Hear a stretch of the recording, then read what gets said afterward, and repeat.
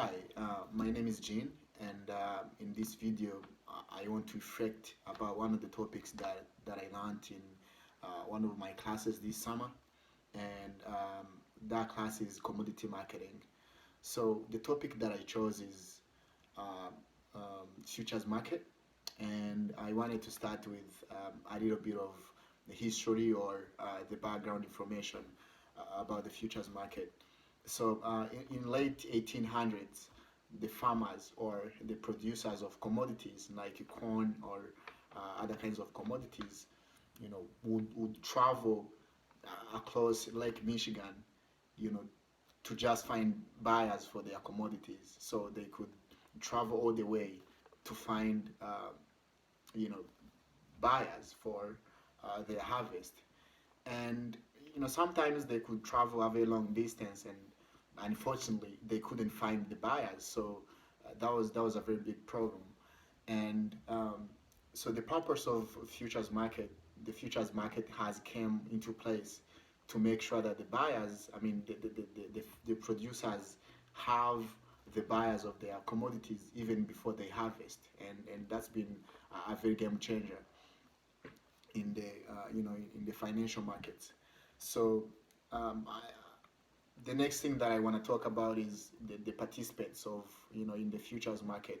Of course, there is a producer, the person who produces corn. I'm just using corn as an example, but the list goes on: corn, soybean, oil, and other stuffs.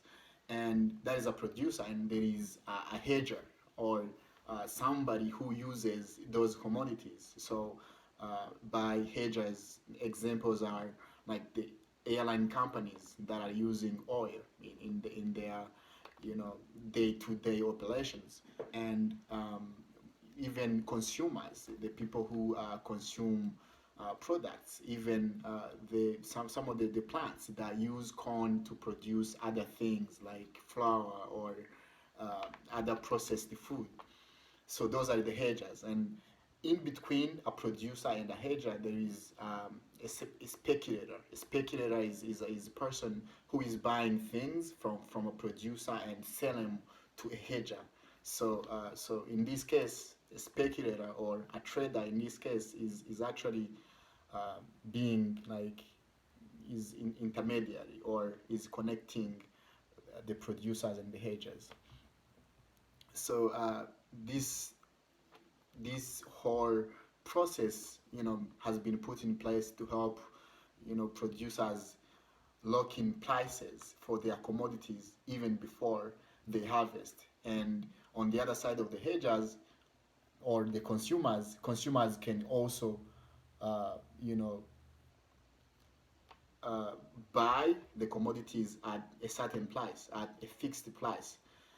And the reason why the producers and the hedgers are doing that is to avoid the price fluctuations that are possible in the future, because of different events. So one of the example that I can give in this case is, let's just say that airlines think that the oil price is gonna increase or is gonna go up.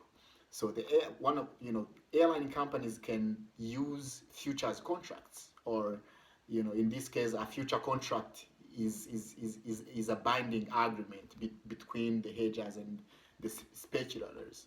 So they can use a futures contract to lock in a price in the future for the oil. So this can prevent them from buying the oil at a very expensive price. So it's a very interesting concept, and it's been a very good class. And you know because of how much I loved it, I took a similar class for the fall semester. And yeah, I'm so excited to keep learning about it and digging deep and applying some of the things that I'm learning in my personal investment um, projects that I have. All right, so thank you so much. uh, until next time.